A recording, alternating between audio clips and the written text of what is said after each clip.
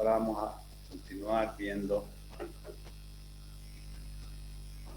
uno de los controles que hay que hacer para poder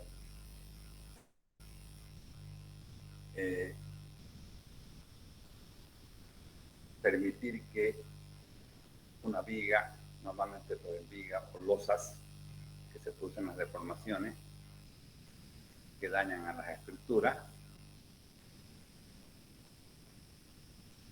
en los estados límites de utilización. Hemos dicho que para los estados límites de utilización son tres los controles que hay que hacer: el control de la fisuración, el control de la deformación y el control de la vibración. Entonces ahora vamos a ver el control de la deformación.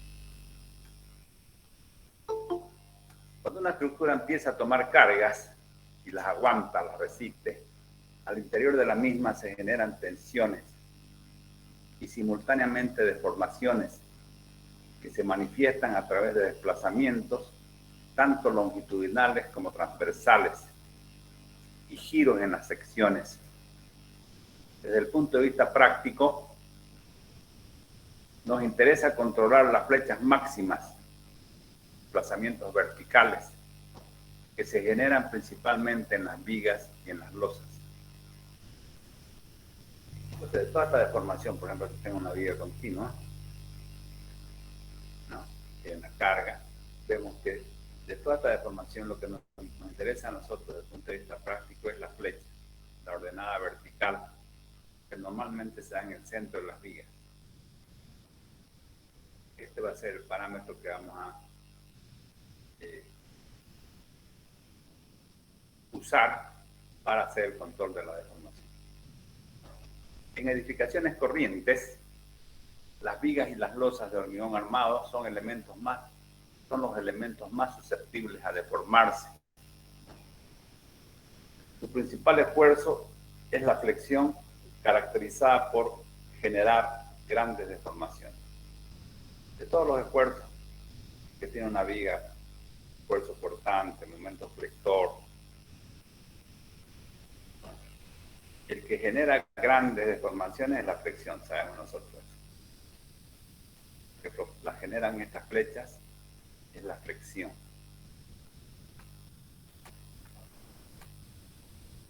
Aquí tenemos un pórtico, igualmente sobre este elemento horizontal que le llamamos viga nosotros, va a haber una flecha.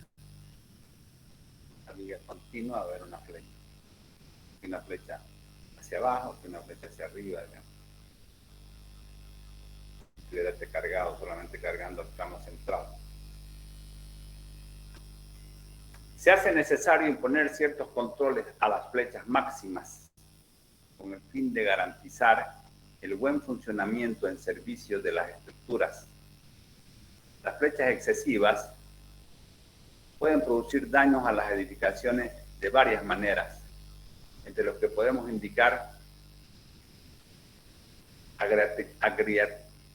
agrietamientos en los tabiques, es decir, tabiques nosotros llamamos a los muros divisorios. Ya, se llama llamar tabiques a los muros que tienen simple cerramiento, no son muros portantes, solamente cierran el ambiente. Agrietamiento en los tabiques y en otros elementos no estructurales soportados por la estructura.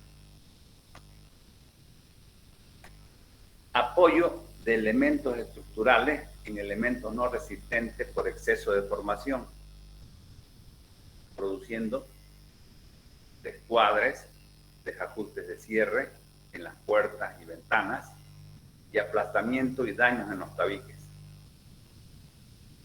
Es decir, cuando la viga se deforma excesivamente, esta se apoya ya en un elemento que no es resistente, como pueden ser los tabiques. Y esos tabiques solamente hacen de simple cerramiento. O puede ser un ventanal, digamos, de madera, o un ventanal de vidrio. La viga, al deformarse, se apoya en un elemento no resistente y empieza a dañarlo, ¿no? Las ventanas empiezan a no cerrar, y demás.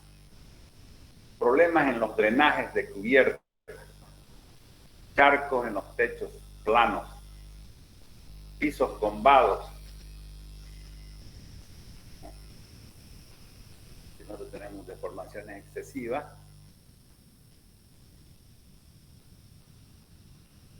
vemos que se pueden ocasionar que los drenajes ya no funcionan, o funcionan mientras no se funcionan solo cuando se copa, digamos, un determinado charco que genera un determinado, por esa excesiva deformación de las losas, ¿no? De desalineación de maquinaria y equipos sensibles. Cuando se está construyendo un piso para poner maquinaria delicada para algún equipo importante, muy sensible que tienen que quedar, podemos decir, perfectamente horizontales, estos elementos, al deformarse excesivamente o inclusive relativamente, pueden dañar o pueden hacer que esa maquinaria no funcione adecuadamente. Normalmente esto no es común. Cuando se presentan estos casos nos indican a nosotros que hay que hacer un cálculo muy riguroso en cuanto a la deformación, porque la maquinaria que va a aguantar esa losa no permite desplazamiento, se deja libre. Deformaciones visualmente, esto es lo que puede ocurrir normalmente. ¿Qué pasa si una persona ve una viga muy deformada, excesivamente deformada? Se da cuenta a simple vista. Deformación visualmente desagradable, afectan la apariencia de una estructura y alarman a los ocupantes. Se llama riesgo psicológico. O sea, por más que nosotros como ingenieros sepamos que la deformación no está controlada, pero que el aspecto del cálculo del estado límite último está bien, eso no se lo hace entender a una persona corriente y normal. Ya ella ve una excesiva deformación y dice, esto se está cayendo. Y tiene miedo, alarma. También ocurren vibraciones inadmisibles. Si yo tengo un elemento muy esbelto, una viga con una sección muy pequeña y unas grandes luces, se producen vibraciones inadmisibles bajo cargas de servicio. Toda estructura usada por personas debe ser lo suficientemente rígida y relativamente libre de vibraciones para generar un ambiente de seguridad. Por todos estos motivos, es preciso hacer control de la fisuración, de la deformación, perdón.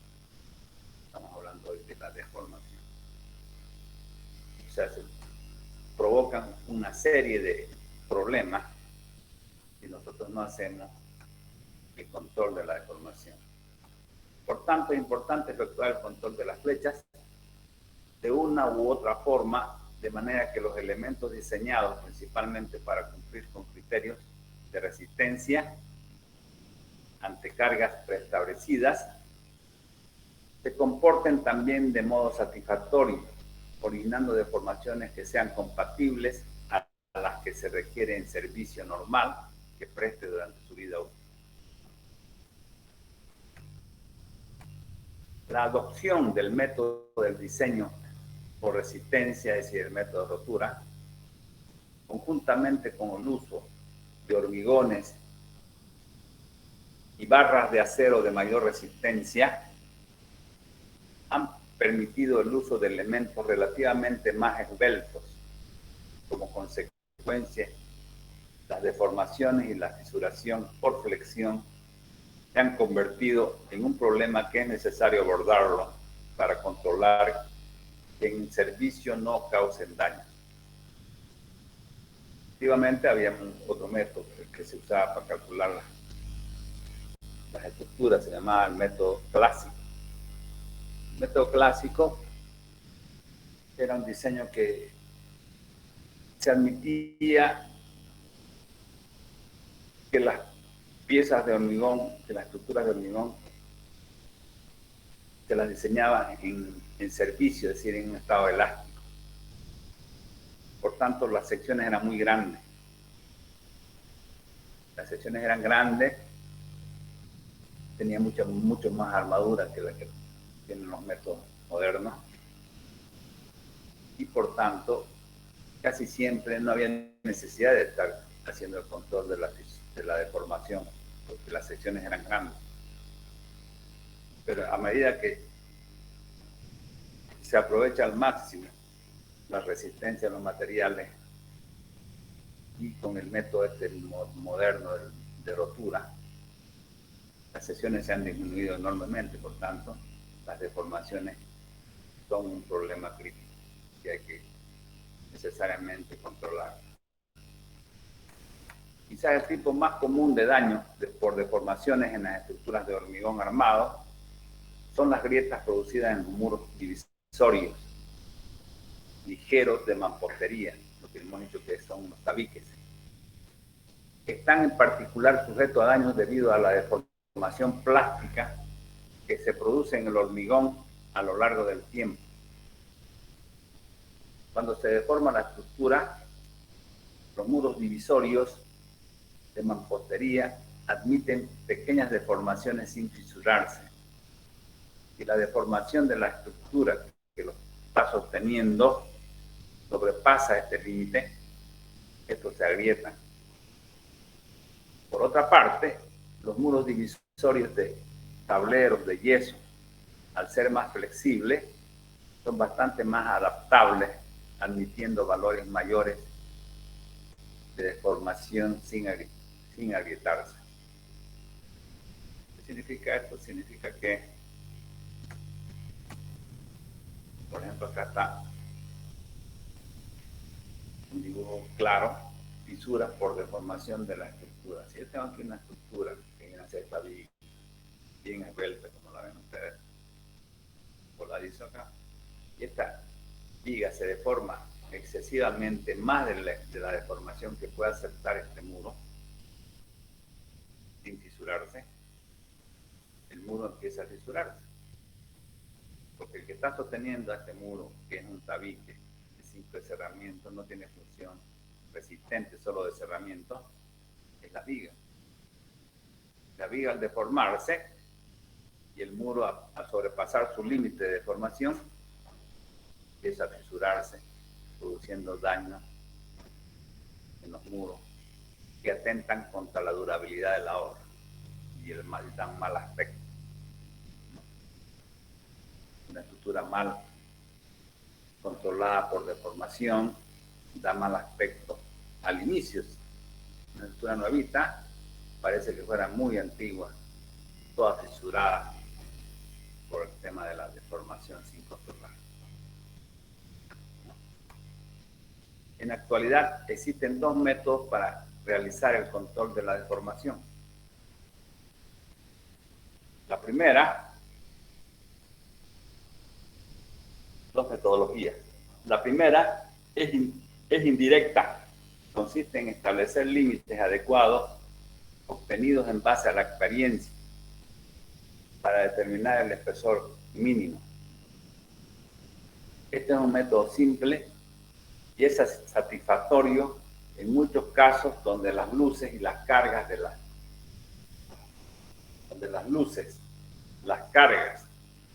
las distribuciones de las cargas, los tamaños y las proporciones de los elementos están en intervalos usuales, es decir, estructuras corrientes. Cuando las estructuras no son corrientes, ya viene la metodología 2. En otros casos, es vital calcular las flechas y comparar estas predicciones con valores límites especificados que son impuestos por los códigos o por los requisitos especiales. Entonces uno es tomar en cuenta una escuadrilla, digamos, una relación de luces, que no sobrepasarse ese valor, siempre que la estructura sea una estructura corriente. Cuando la estructura deja de ser corriente, que es lo que pasa ahora normalmente en las estructuras nuevas, las luces son grandes, más grandes que las que antes llamábamos estructuras corrientes. Entonces hay que nomás efectuar el control de la deformación. ¿Y cómo se efectúa el control de la deformación? Calculando la flecha y comparando con el valor admisible, dependiendo del uso que se le dé a la viga. Bien, veamos entonces el primer caso, el 1. ¿Cómo yo puedo hacer para eximir el cálculo de la deformación en estructuras corrientes? Espesores mínimos por deformación para estructuras corrientes. La tabla que sigue la presenta el código ACI. Indica un conjunto de espesores mínimos que deben usarse en vigas y en losas armadas en una dirección. Estos valores se obtuvieron principalmente en base a la experiencia de muchos años. Son válidos para estructuras corrientes, cuyas luces entre columnas están alrededor de los 5 metros. Y que además las cargas vivas no deben ser extraordinarias. O sea, fíjense, digamos, una estructura corriente tiene luces entre columnas, es decir, longitud de vigas alrededor de los 5 metros.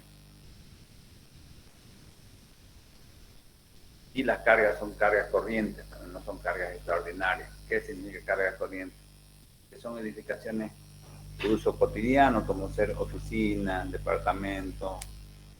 Pero si yo estoy haciendo un depósito, digamos, para un cargado especial de papel, por decirlo así, ya es un caso especial, ya no es una estructura corriente. Ya deja de ser válida esta tablita. Esta tablita vale para estructuras que son relativamente con luces pequeñas, hasta 5 metros, 5,50 como más. Si nuestras luces tienen luces mayores, ¿qué es lo que ocurre ahora? Normalmente las edificaciones ahora tienen 8 metros, 7,50 por el tema del estacionamiento.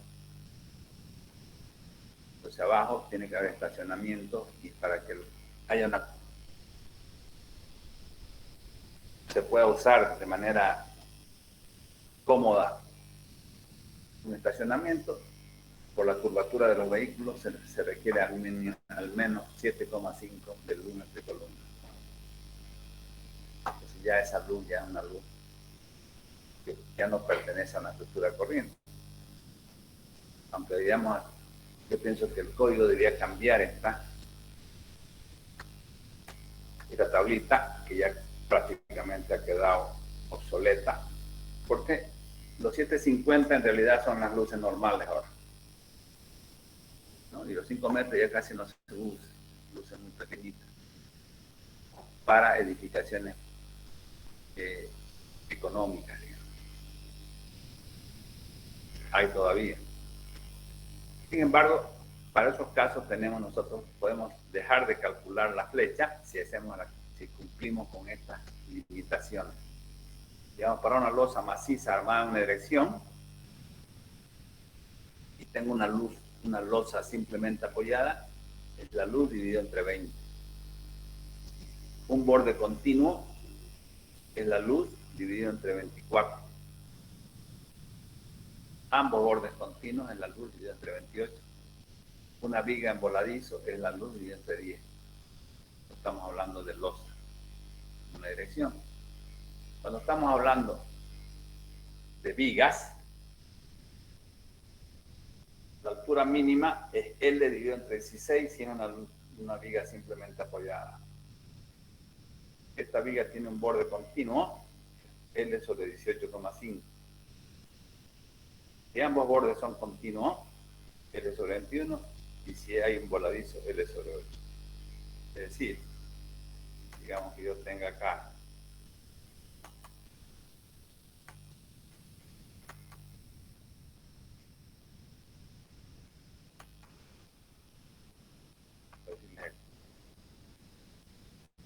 viga continua.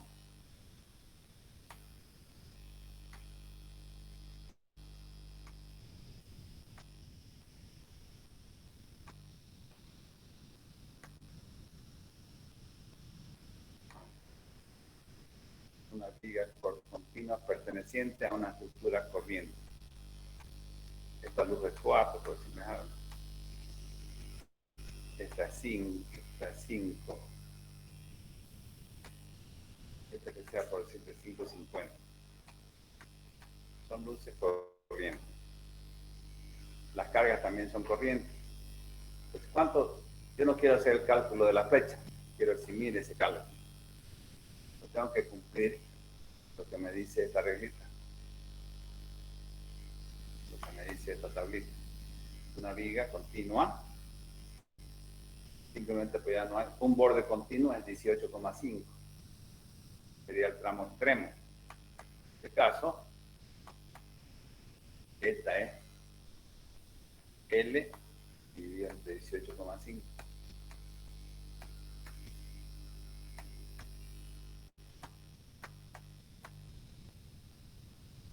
Ambos extremos continuos es L dividido entre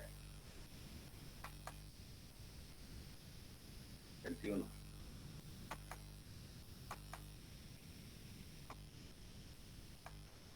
Y este es un extremo continuo, solo un extremo continuo es este lado. Este igual, esta viga es solo un extremo continuo. Entonces esta es igual que esta. Esta es igual que esta. Sería L dividido entre 18,5. Normalmente uno, cuando está calculando una viga, desde el punto de vista práctico, elige una altura que es la misma para todos los tramos de la viga, la altura más desfavorable. Porque no tiene sentido que yo ponga, digamos, una viga de 50, otra de 40, otra de 30, a esta altura, digamos. Sería una locura su construcción, ¿no? Entonces uno elige, para esto, esta viga, ¿qué altura tiene que tener?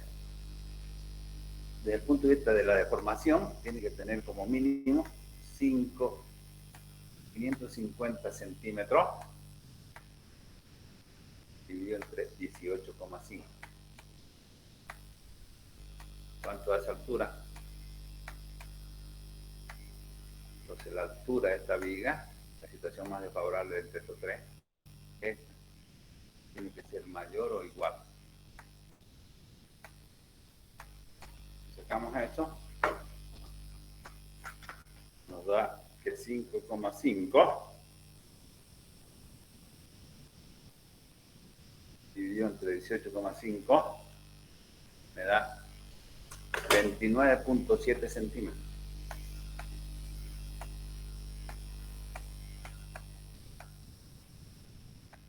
De manera exacta. Redondeando a un número múltiplo de 5, eso lo dice la norma, que mientras yo pueda, las dimensiones tanto de las vigas como de las losas, que sean múltiplo de 5. No siempre, pero en lo posible, va a ser más fácil el trabajo.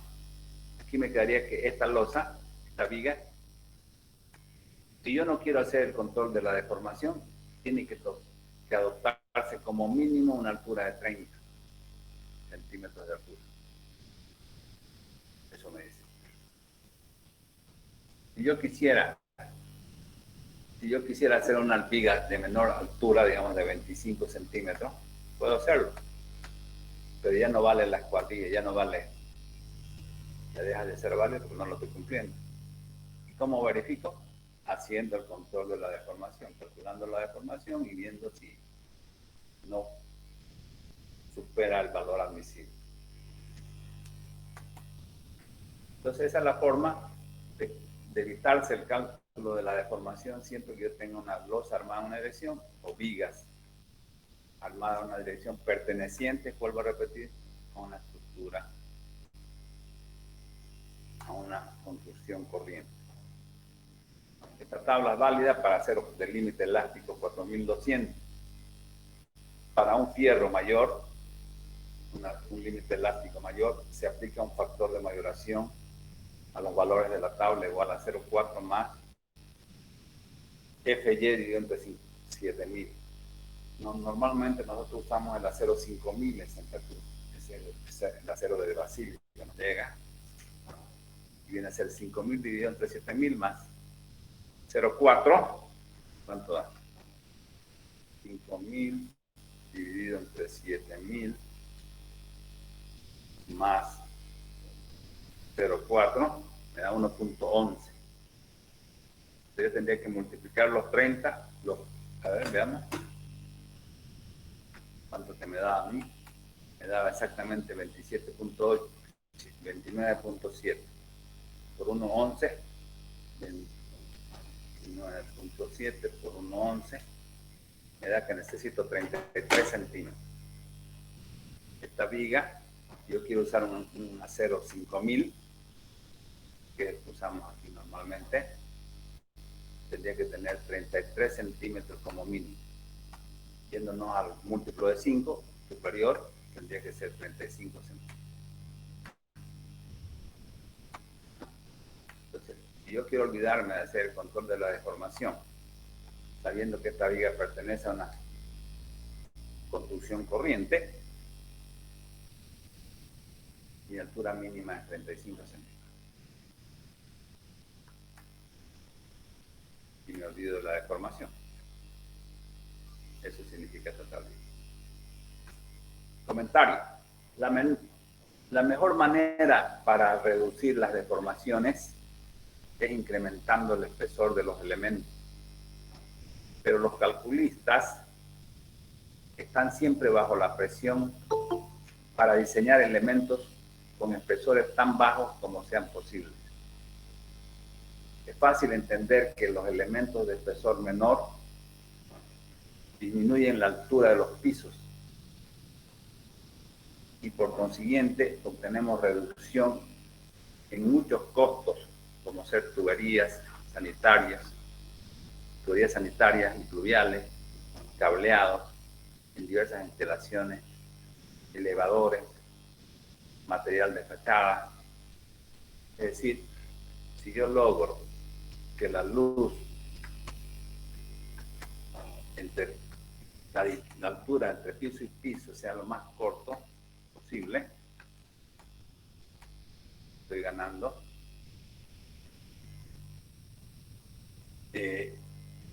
Estoy ganando por varias partes. Al ser más la altura menor, yo tengo aquí una losa, una viga, aquí tengo una losa, una viga, y esta es la altura 1. Altura libre. Esa altura libre, por la altura entre piso y piso, digamos, esta altura va a ser, mientras más chica sea, es mejor para el que está invirtiendo. Digamos, estoy haciendo un edificio de departamento, por decirlo. Mientras más chica sea esta altura, de ganar plata. ¿Por qué? Porque van a estar menos fachada, menos tubo, menos ascensor, menos todo. Entonces, inclusive puedo ganar más piso, porque la normativa del plan regulador para cada avenida, digamos, limita la altura de cuánto va a ser. Por decirle, en esta zona, en esta avenida, solamente se pueden hacer edificios hasta 30 metros de altura. Entonces, mientras yo más pisos meta en esos 30 centímetros, voy a ganar. Por eso es que nosotros como calculistas nos exigen casi, nos quieren obligar a decir, bueno, esta es la altura que hay que mantener. Entonces uno tiene que llega el momento y decide. El que decide es uno, no son los dueños. Los dueños pueden decir cualquier cosa, o el arquitecto. Pueden decir cualquier cosa y nosotros podemos decir, sí, las hacemos así. Cuando hay el problema, no van a decir nosotros dijimos. Usted es el ingeniero, usted debía decir que no se podía. Entonces, ahí está la responsabilidad. de cada uno, ¿no? Siempre tratar de satisfacer hasta donde se pueda. Pero si no se puede, no se puede, ¿no? No por nada más yo voy a correr el riesgo de que se deforme excesivamente un piso y después me achaquen a mí que hay problemas, y los problemas son múltiples, ya lo hemos leído. No es uno. Cálculo de flechas originadas en vigas de hormigón armado. Bien, entonces ya el segundo procedimiento es cuando tenemos estructuras que ya no son corrientes, que tienen luces mayor a 5,5 o que tienen cargas especiales, por más que las luces sean 5,5, alrededor de 5 metros, pero tienen cargas muy fuertes. Ahí hay que hacer nomás el control de la deformación. Para hacer el control de la deformación hay que ver cómo se comportan las vigas. Y esto es lo que vamos a empezar a ver. Cálculo de las flechas originadas en vigas de hormigón armado. En vigas de hormigón armado, las deformaciones tienen un comportamiento muy complejo que se dividen en dos partes. Por un lado tenemos las flechas instantáneas, que le vamos a llamar A sub 0. Flechas instantáneas. Como su nombre lo dice, son originadas principalmente por flexión y son producidas tanto por las cargas permanentes como las cargas variables. Inmediatamente actúan las cargas, pues se llaman instantáneas. Cuando yo desencofro una viga, instantáneamente aparece la flecha instantánea, producto de la carga que tiene la viga en ese momento. Si yo le aumento más carga, va a seguir aumentando la flecha instantánea. Entonces la flecha instantánea está originada tanto por las cargas permanentes como por las cargas variables, por las cargas vivas, cargas permanentes o muertas y las cargas variables o vivas. Entonces su nombre está clarito, instantáneo. Podemos decir así, es más o menos semejante a las flechas elásticas. Se carga y aparece una flecha instantáneamente. Se carga y aparece una flecha instantáneamente. Se suma a la flecha que ya tenía. ¿Y cuál es el otro problema? Este problema es el de la carga, el de la flecha instantánea. Es, digamos, podemos decir así, lo que ocurre casi en la mayoría de las estructuras de otros materiales. Pero en hormigón armado se presenta un fenómeno más que se llama la flecha diferida. Le vamos a llamar A sub D. ¿Qué es la flecha diferida? Las flechas diferidas son originadas por el fenómeno reológico del hormigón. Mucho que el hormigón solo, no el fierro, no el hormigón armado, sino el hormigón, tiene dos problemas, dos enfermedades, podemos decir así, dos piojos, que son deformaciones impuestas, la retracción y la fluencia. Esas deformaciones hacen que con el tiempo se van desarrollando unas flechas que se suman a las instantáneas.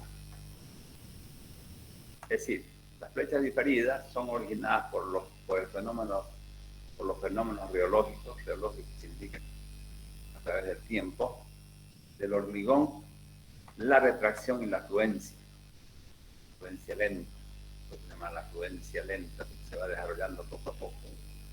Es afectada solo por las cargas permanentes y se desarrollan a través del tiempo. Entonces, esta flecha es instantánea, ni bien se carga, aparece. Si yo sigo cargando, aparece, sigue sumando. Y con el tiempo, poco a poco, se va desarrollando esta flecha que se llama diferida. Esta flecha diferida se desarrolla con el tiempo, poco a poco. una flecha que, podemos decir así, puede ser igual a la flecha instantánea, o mayor, o de repente un poquito menos, pero tiene una importancia considerable. La suma de estas dos flechas, la flecha instantánea y la flecha diferida, nos da lugar a la flecha total que se da en una viga al término de un plazo grande, generalmente 1000 días. Quiere decir que más o menos en 3 años recién podemos decir que una viga ya para de deformarse.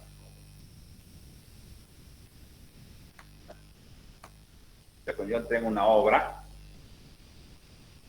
le entrego la obra, tendrá, pues, puedo decir que tendrá 8 meses, ¿no? Y la flecha diferida todavía no se ha desarrollado completamente. Se va a ir desarrollando poco a poco en el transcurso del tiempo. Más o menos de 3 a 5 años inclusive, ¿no? La flecha diferida. La flecha instantánea ya con la carga aparece simultáneamente, instantáneamente. Bien, veamos cómo es el funcionamiento o el cálculo de las flechas instantáneas.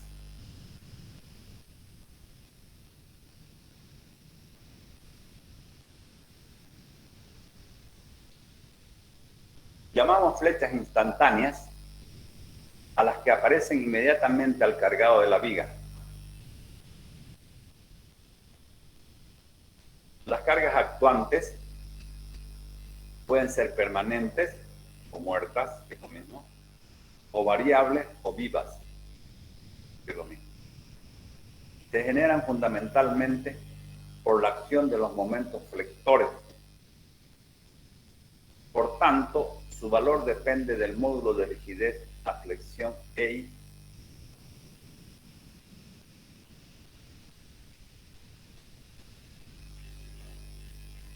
La sección de las secciones de la pieza considerada.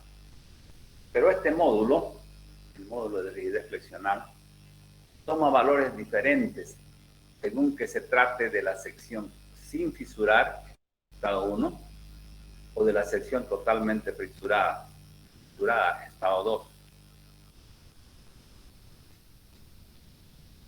El que la pieza se encuentre en uno u otro estado depende del valor relativo del momento de servicio M sub A, comparado con el momento de fisuración. En la figura se muestra cómo la viga fisurada tiene menor sección efectiva que la viga no fisurada y por ende tendrá también un menor momento de inercia. Habíamos dicho nosotros que normalmente que las vigas de hormigón que nosotros calculamos se fisuran. Tienen que fisurarse porque el fierro está trabajando. Límite elástico. Y si no se fisuran, el fierro no acompaña, tendría que trabajar con una tensión mucho menor que tu límite elástico, lo cual resultaría antieconómico.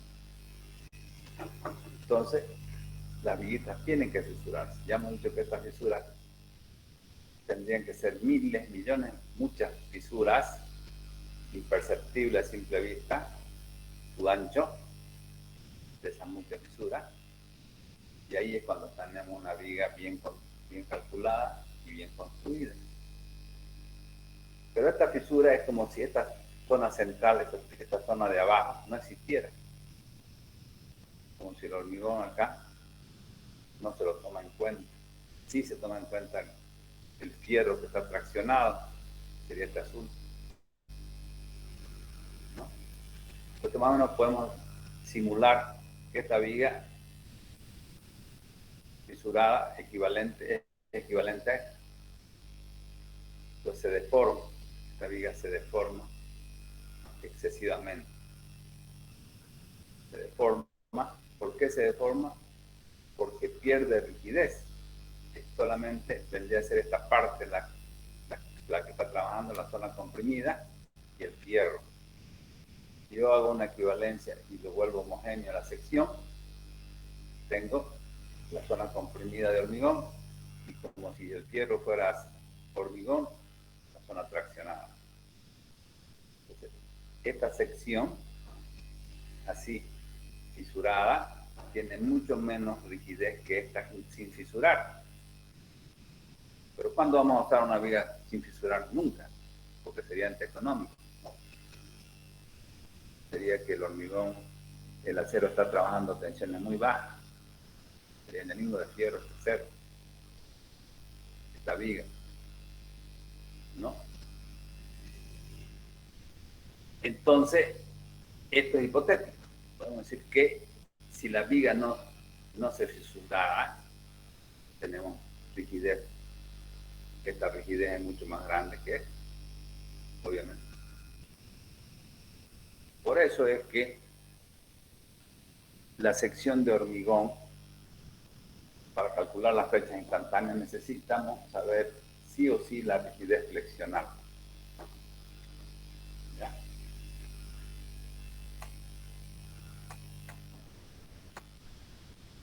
El siguiente gráfico, momento curvatura, nos muestra de manera esquemática la variación de la rigidez flexional efectiva, EI sub E, que se desarrolla en una viga trabajando en servicio. A ver si vamos a entender este dibujo, este gráfico. En la ordenada tenemos los momentos y en las abscisas tenemos las curvaturas. Yo tengo estas curvaturas en las abscisas y los momentos en las ordenadas. Cualquier pendiente viene a ser la rigidez flexional. ¿De dónde viene? ¿Ustedes se acuerdan?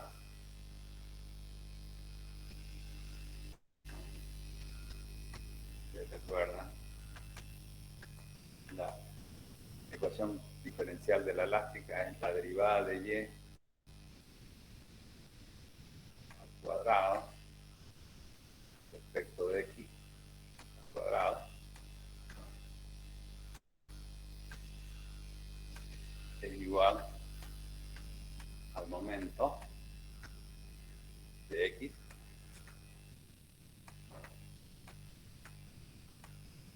respecto a la rigidez flexional de y.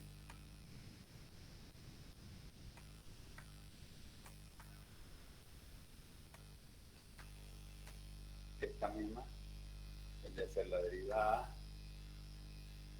respecto de x de la derivada de y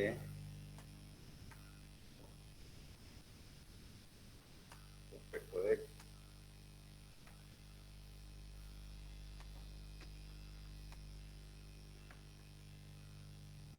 Y esto es igual a lo mismo, momento dividido entre la rigidez flexional.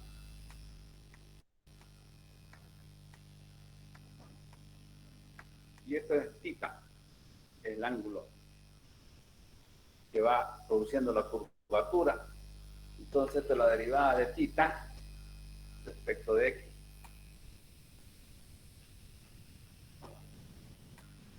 Es igual al momento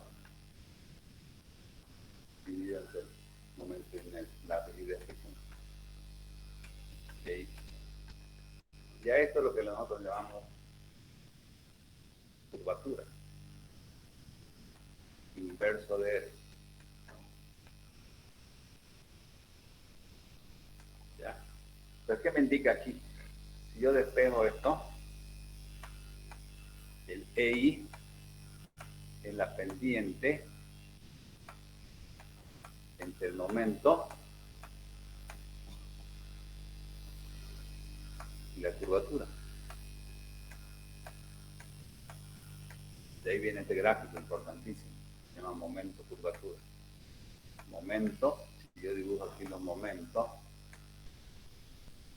yo dibujo aquí la curvatura.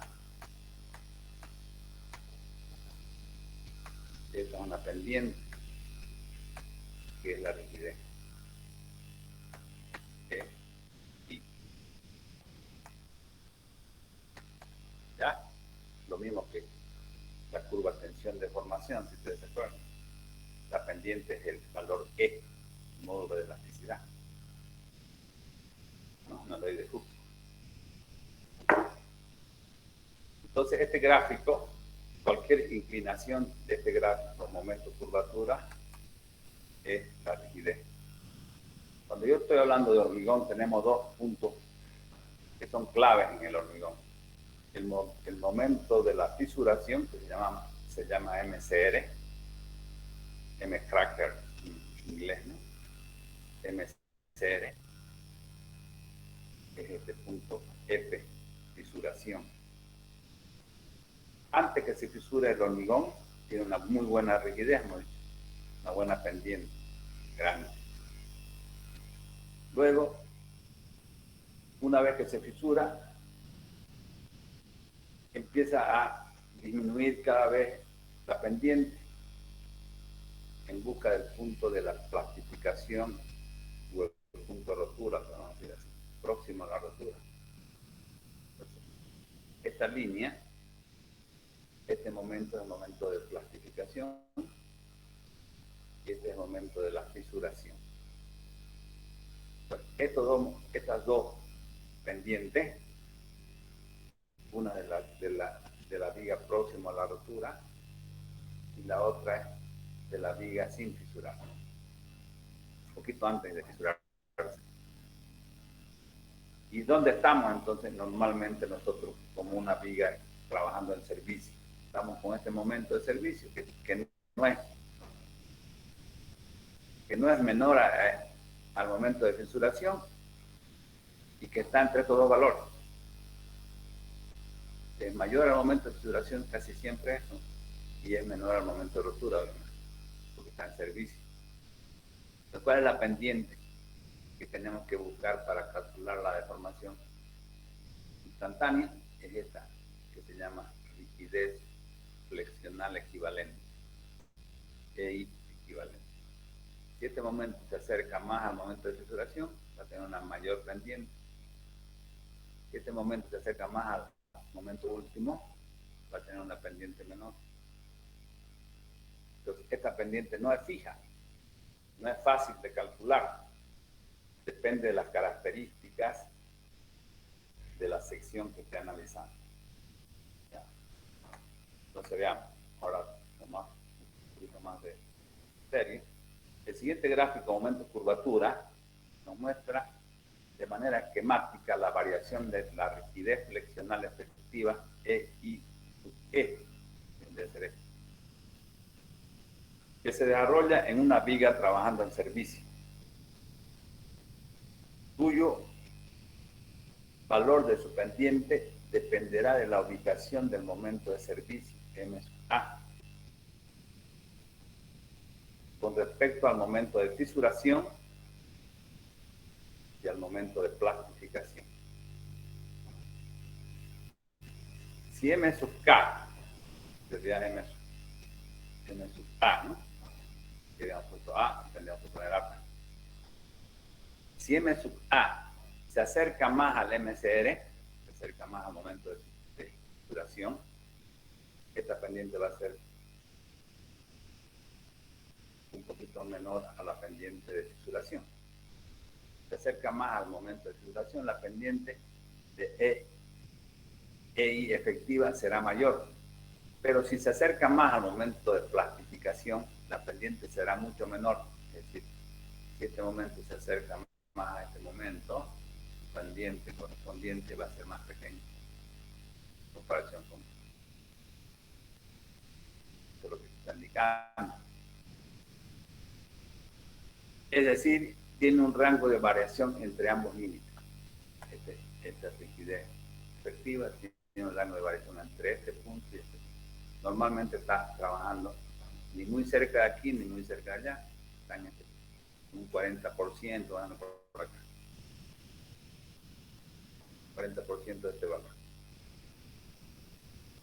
Con la rigidez efectiva, ya una vez que yo conozca esta rigidez efectiva, se calculan las flechas instantáneas.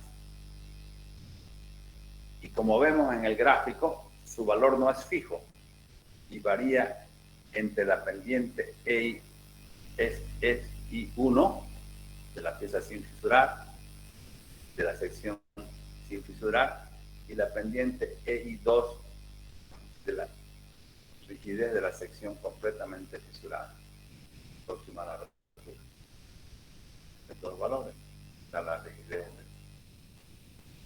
efectiva. En resumen, el momento de inercia efectivo provee un valor de transición entre I1 y I2 que depende del grado de fisuración causado por las cargas aplicadas. Cálculo del momento de inercia efectivo. ¿Cómo calculamos de manera práctica el momento de inercia efectivo? Para los casos usuales que se presentan en la práctica, donde el momento de servicio M sub K es mayor al momento de fisuración MCR, el código ACI propone la fórmula empírica de Branson. Esta es la fórmula de Branson, la cual define el momento de inercia efectivo I sub E mediante la siguiente expresión. Tenemos, para poder calcular esta fórmula, necesitamos todas estas variables. Este es el momento de servicio, este es el momento de fisuración, este es el momento de inercia de la sección sola de hormigón sin fisurar, y este es el momento de inercia de la sección completamente fisurada. Estas variables necesitamos conocerlas para poder calcular el momento de inercia efectivo, donde A, el momento de fisuración MCR. El momento de fisuración MCR, en vigas de hormigón armado existe un momento MCR a partir del cual empieza la fisuración. Esto ocurre cuando la tensión en la fibra más traccionada se iguala a la resistencia a flexotracción del hormigón. Se lo determina con la siguiente expresión. Este es el momento de fisuración. ¿De dónde viene esta fórmula entonces? Viene de aplicar los conceptos que vimos de resistencia.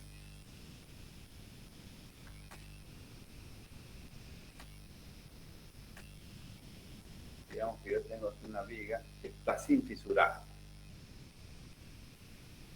¿Ya?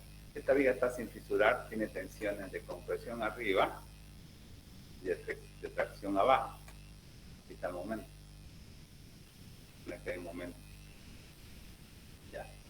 Este momento me produce una tensión en cualquier punto, yo puedo encontrarla. El concepto de...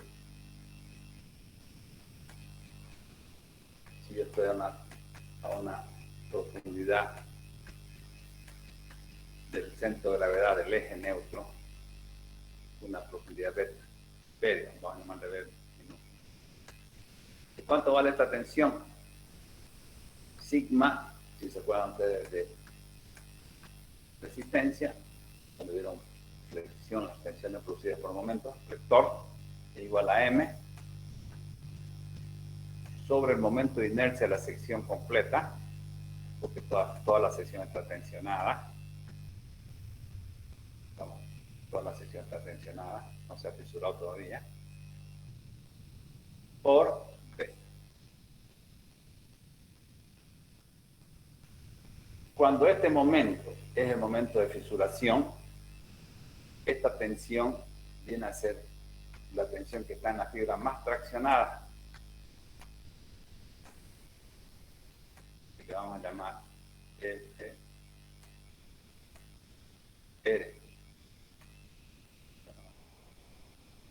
¿Cómo lo hemos llamado? FR. Módulo de ruptura. En realidad es la resistencia a flexotracción del hormigón. Es pequeña, pero tiene una resistencia del hormigón a flexotracción. Entonces, cuando esta tensión valga FCR, módulo de ruptura, en ese momento, este va a ser el momento de fisuración del MCR.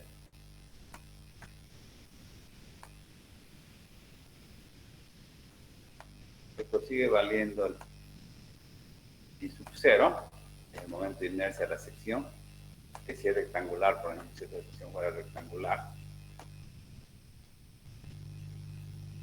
el I sub 0 sería base por altura al cubo dividido entre 12. Por la fibra, la distancia del centro de gravedad, o desde el eje neutro a la fibra donde yo quiero encontrar la tensión. En este caso, yo la fibra que estoy eligiendo para encontrar esta tensión es la del eje neutro a la fibra más extendida o más fraccionada, que se llama Y sub T.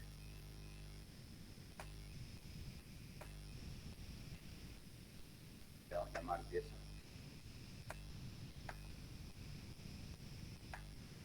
Si yo despejo de aquí MCR, este es el momento de fisuración. Está indicado en la misma forma. ¿Ya? ¿Con qué significado? ¿Qué vale cada uno de estos términos? Ya lo hemos indicado, pero lo vamos a repetir. MCR es el momento de fisuración. El módulo de ruptura o resistencia a la flexotracción en kilopón centímetro cuadrado viene dado por 2 veces la raíz cuadrada de FC'. FC' es la resistencia a compresión del hormigón en kilopón por centímetro cuadrado. Y sub 0 es el momento de inercia de la sección de hormigón solo, despreciando las armaduras en centímetros a la cuarta. Y Y sub T es la distancia del centro de gravedad de la sección de hormigón solo a la fibra más extendida. Ese viene a ser el momento de fisuración, que necesito calcularlo para poder calcular el momento de inercia efectiva. Bien. ¿Qué otra variable tenemos? B, el momento de servicio, M sub A. M sub A es el momento máximo bajo carga de servicio. Los valores del momento de inercia efectivo varían con las condiciones de cargas diferentes. Por tanto, el momento de carga de servicio M sub A, usado en la ecuación para E y sub E, es diferente en cada condición de carga. Es decir, que este momento de servicio, dependiendo si yo estoy calculando la flecha total, la flecha instantánea producida por la carga permanente, la flecha total instantánea producida por la carga permanente y la carga viva, va a ir produciendo momentos diferentes. Los momentos de esa que tienen que ser, aplicarlo para cada situación de carga que estemos analizando. Lo vamos a ir viendo con ejemplos. Momento de inercia I sub 0. I sub 0 es el momento de inercia de la sección completa de hormigón solo, sin considerar el acero. Simplificación de la sección de hormigón armado sin fisurar. Digamos, yo tengo una sección rectangular de 50 por 30. ¿Cuánto vale I sub 0? Vale 30 por 50 al cubo dividido entre 12. Interviene el acero. Sabemos que tiene fierro, pero no interviene para este cálculo. Eso vale I sub 0. I sub 2 es el que más cuesta encontrar. I sub 2 es el momento de inercia de la sección totalmente fisurada. Para calcularla, se considera la sección homogeneizada, transformada, quiere decir. Puede presentarse 4 casos: 2 para vigas rectangulares y 2 para vigas de sección en T. ¿No? Digamos, yo tengo aquí una viga con armadura solo traccionada, sección rectangular. La sección fisurada, transformada a un solo material viene a ser esto. ¿Ve? Esta zona comprimida y esta zona traccionada, que el acero lo hemos transformado en hormigón. De esta manera tendría que yo usar, si tengo una sección rectangular, solo con armadura traccionada. Si tengo una sección rectangular con ambas armaduras, ¿ya? Tendría que usar esta sección homogeneizada. Homogeneizamos la primera, la armadura inferior, que es la misma que esta casi. La misma forma de hacerlo, de homogeneizarlo, multiplicar por n. Ya sabemos que n es la relación de los módulos de elasticidad del hormigón, del acero dividido entre el módulo de elasticidad del hormigón. Está alrededor de 8 para fricción usamos normalmente. Ahora, a esta armadura hay que transformarla también, volverla a hormigón. ¿Por qué le disminuimos al n un valor 1? Estamos dividiendo este valor menos 1, porque aquí estamos considerando como si esta losa, como si toda esta zona fuera hormigón. En realidad no es hormigón todo, aquí están las secciones de los aceros. Pues ya lo estamos tomando en cuenta una vez aquí la sección de acero. Por eso que n menos 1 veces la sección de acero comprimida. Y lo mismo ocurriría para secciones en T. Secciones en T con una sola armadura traccionada, sin armadura de compresión, viene a ser esto, el equivalente de una sección homogeneizada. Y cuando tenemos armadura comprimida, la sección T es lo mismo. Aquí tengo el aporte que se transforma en hormigón de esta armadura comprimida, que viene a ser n menos 1. ¿Por qué menos 1? Porque aquí esta sección está ocupada por fierro una vez. Como no lo estamos quitando ese fierro, lo vamos a tener que quitar aquí. Entonces, de esta manera, de cualquiera de estas formas, cualquiera de estas situaciones que tengamos, dos situaciones de sección rectangular, una con armaduras solo traccionada y otra con ambas armaduras, y la sección T solo con armadura traccionada y con ambas armaduras también. De esa manera encontramos el momento de inercia I sub 2 de la sección completamente fisurada. Caso de flexión compuesta. Normalmente las vigas de hormigón, cuando son vigas pertenecientes a un pórtico, tienen una determinada normal pequeña. Normalmente las vigas tienen una normal pequeña. Esa normal hace que la presión sea compuesta. Para tomar en cuenta ese efecto de la normal, se calcula todo considerando solamente la flexión y luego se corrige el valor de ese módulo efectivo de la siguiente manera. Cuando además de la flexión existe un esfuerzo normal, el valor de I sub 2 debe dividirse por un factor, está aquí representado con esta fórmula, ¿no? 1 más menos Z menos S dividido entre E. Z es el brazo del par interno de la resultante de compresión y la resultante de tracción.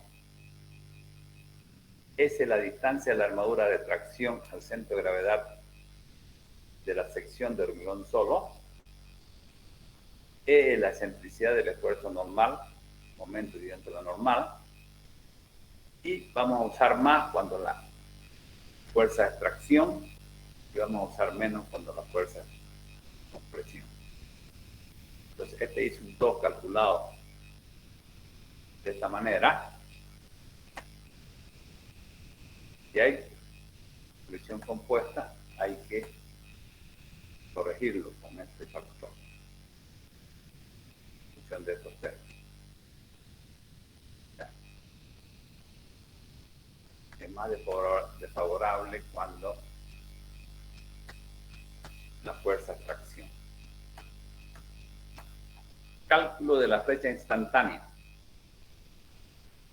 Es decir, hasta aquí ya tengo el momento de inercia efectivo, por tanto ya es fácil calcular la rigidez flexional. Conociendo el momento de inercia efectivo I sub E, que me da la fórmula de Branson, podemos determinar la rigidez flexional E sub C por I sub E. Para el efecto necesitamos conocer el módulo de elasticidad del hormigón. El código ACI permite el uso de la siguiente expresión empírica simplificada para su determinación. El E sub C es igual a 15.100 raíz cuadrada de FC'. Entrando con FC' en kilopón centímetro cuadrado y saliendo con E sub C también en kilopón centímetro cuadrado. Yo tengo el momento de inercia efectivo conocido y conozco también el módulo de elasticidad del hormigón dado por esta fórmula. Por tanto, tengo la rigidez flexional de la viga. Esa rigidez flexional me permite calcular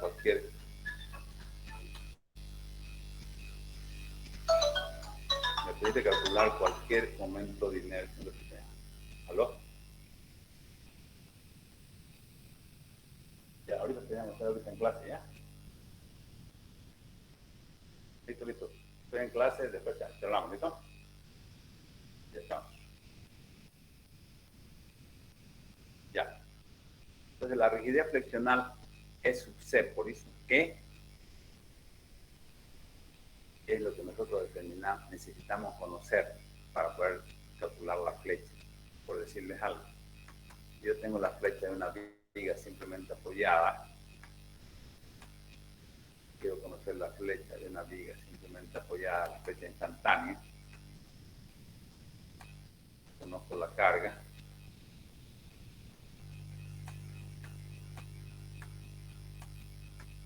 Vamos a suponer que esta carga es uniforme. Esta es la carga Q. Esta es la luz L.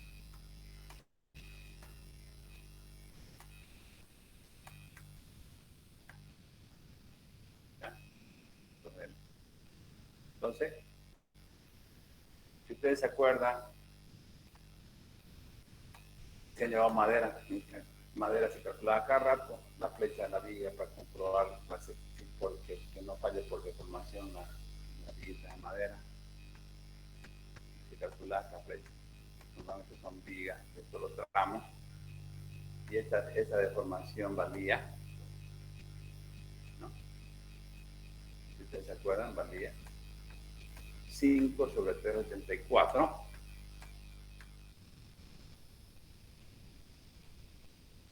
por Q por L a la cuarta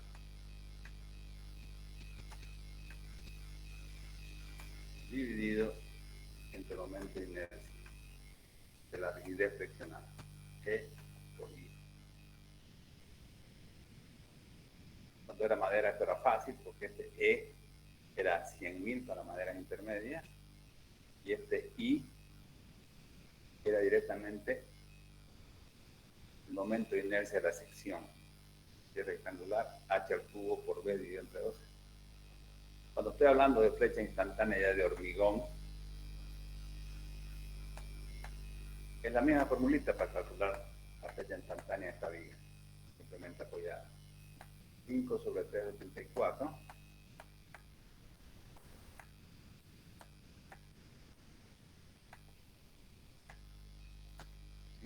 sobre 384 por Q por L a la cuarta dividido entre, aquí está la cosa, este valor ya no es tan fácil como acá, equivale E sub C por el momento de inercia efectiva, que es una fórmula larga. Entonces, de esta manera tengo el momento de inercia de una pieza de hormigón armado. Este momento tiene que ver con toda la historia de la sección. Necesito saber cuánto vale B, la altura, los materiales, el acero, el hormigón, el acero, el hormigón, la profundidad del eje neutro, cuánto vale la armadura, cuánto vale el momento de fissuración, todo un montón de variables para calcular este valor. ¿Y qué pasa cuando es madera o acero? Este viene a ser el momento de inercia de la sección, que solo depende de las dimensiones geométricas de esa sección transversal, de la sección transversal de la viga. No depende de tantas variables como ocurre cuando estamos hablando de hormigón. ¿Eso por qué? Porque el hormigón se fisura. Entonces, este momento de inercia efectiva es mucho menor que el momento de inercia de la sección sin fisurar. Ya lo hemos visto eso, esquemáticamente, inclusive. Bien, entonces una vez que yo ya tengo eso, podemos determinar la rigidez friccional. Para el efecto necesitamos conocer ya el módulo de E sub C. Determinar la rigidez flexional E sub C por I E sub E. Recién es posible encarar el cálculo de las flechas instantáneas en vigas de hormigón armado. Para el efecto podemos aplicar cualquier método elástico conocido para la determinación de flechas, como se han visto en resistencia, por lo menos yo vi esto, el método de la doble integración, el método de la viga conjugada, el método de las áreas de momento, el método de la energía de formaciones de Capeirón, el teorema de Castellano. Cualquier método elástico sirve para determinar la flecha elástica, la flecha máxima, admitiendo que la rigidez flexional es este valor. No es un valor cualquiera. Tiene que ver con las características de cómo está armada la sección, cuáles son sus materiales, cuál es la cantidad de fierro y demás. A manera de facilitar los cálculos de flechas en vigas más usuales, vamos a indicar directamente las fórmulas para obtener las mismas. Por ejemplo, aquí para obtener la flecha máxima en esta viguita simplemente apoyada, su valor máximo está al medio, ya habíamos dicho que vale 5 sobre 384 por su carga, sin mayorar acá la carga, queremos conocer la flecha real, dividido entre la luz a la cuarta, dividido entre, multiplicado por luz a la cuarta, Q por L a la cuarta, dividido entre 384 por EI. ¿Qué es este valor fijo hormigón? Es I sub C por I sub E. ¿Dónde está la flecha máxima? Al medio. Y para diferentes tipos de vigas, fíjense, una viga simplemente medida con una carga puntual, aquí la tenemos la flecha máxima. ¿Qué es lo que tiene que ver en hormigón, hermano? Que este valor no es cualquiera, es E sub C por I sub E, que va a depender de las características de esta viga. ¿No? Yo tengo, por ejemplo, una viga simplemente apoyada con un momento máximo acá, un momento en este borde, va a haber una flecha máxima que está a esta distancia, que vale, es decir, se va a deformar más o menos así. La flecha máxima va a ser por acá, ¿no?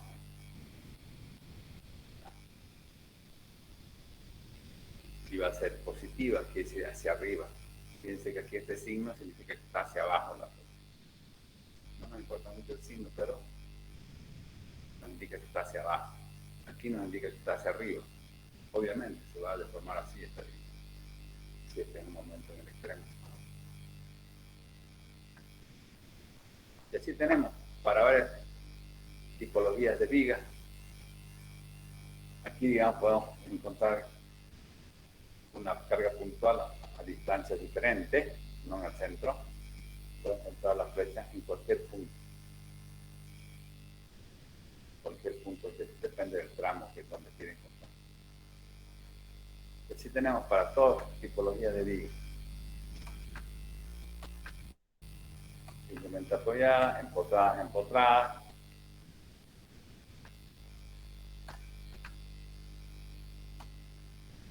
Libre empotrada, voladizo en este caso.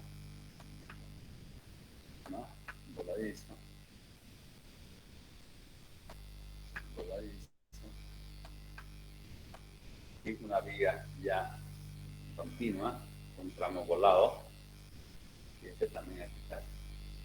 ¿Cómo varía esta flecha en términos de X? X viene a ser esta distancia. Para el tramo AB, X. Meto cuánto vale X. Y para el tramo BC, tenemos ya un X1. Que vendría a ser un valor que viene de aquí hacia allá. X1. Ya no el valor de X que viene de aquí para allá. Y ya sería X1. El valor de X1 máximo es A. ¿No? Tenemos también para otro tipo de carga, tenemos una situación de varios estados de carga para vigas más usuales que se pueden presentar en la práctica. Cuando tenemos vigas continuas, se pueden presentar estos casos. Podemos determinar nosotros la flecha en función a esta formulita para estos 4 casos. Donde se indica con esta flecha roja, en ese punto de la flecha que estamos encontrando, con estos valores de alfa. En este caso, los momentos, el MB es un momento de apoyo, el MA es un momento de apoyo, y el MM es un momento de tramo. Para encontrar este valor de alfa hay que entrar con el signo del momento. El momento MB es de apoyo, que es negativo. El momento de tramo puede ser positivo normalmente. Y el momento de apoyo negativo. Negativo, negativo, positivo. Hay que entrar con su signo. Ya. Fíjense aquí dice notas. Las flechas rojas indican el punto de la deformación que calcula la fórmula. Estoy calculando en el apoyo. Esta fórmula corresponde para la flecha en este apoyo. 2. El MM es el momento flector máximo en el tramo entre los puntos A y B. Es el momento MM. Esta es la formulita. Conociendo alfa, yo puedo encontrar ya la flecha instantánea. El momento del tramo máximo, si en el tramo. El momento del apoyo máximo, si es el voladizo. Este es el momento. L es la luz. Si fuera voladizo es la luz del vuelo. Y E sub C, por eso que a qué se refiere al momento de inercia de la sección. Si estoy calculando en el tramo, para esta sección. Estoy calculando el voladizo para esta sección. Depende qué es lo que estoy haciendo. Bien. Vamos a quedar aquí entonces. Por ahora estamos quedando en flechas diferidas. En la próxima clase completamos el cálculo de las flechas diferidas. Hemos dicho que hay 2 tipos de flechas. La instantánea, que es la que instantáneamente se carga, aparece. Y las diferidas son las que se dan con el tiempo, poco a poco. Duran hasta 3 años desarrollarse. Flechas diferidas. ¿Qué es entonces lo difícil acá de las flechas instantáneas? Calcular esto, el momento de inercia efectivo. El momento de inercia efectivo se calcula con esta fórmula que implica conocer todas las características de la viga, de la sección que estoy calculando, en el punto donde estoy calculando la flecha. Si estoy calculando una viga simplemente apoyada, digamos, quiero calcular la flecha máxima. En esa sección, la sección de la flecha máxima, donde está el momento máximo, ahí tengo que analizar las flechas. Ese punto, y en ese punto tengo que poner todas las características. ¿Qué más? Tardan en contar este valor. Yo le hice un 2. Que necesito para encontrar el ISO 2, necesito todo. No sé cuánto vale la armadura, cuánto vale la profundidad del eje neutro. Contar acá. Conocido estas distancias, ya puedo conocer el momento de inercia. Esta sección fisurada, el ISO 2. Bien, vamos a quedar aquí entonces por ahora. ¿Alguna pregunta que tengan? Pueden hacerla. No. Ingeniero, una Dígame. consulta. Yo Dígame. recién yo recién adicioné la materia. ¿Será que me puede añadir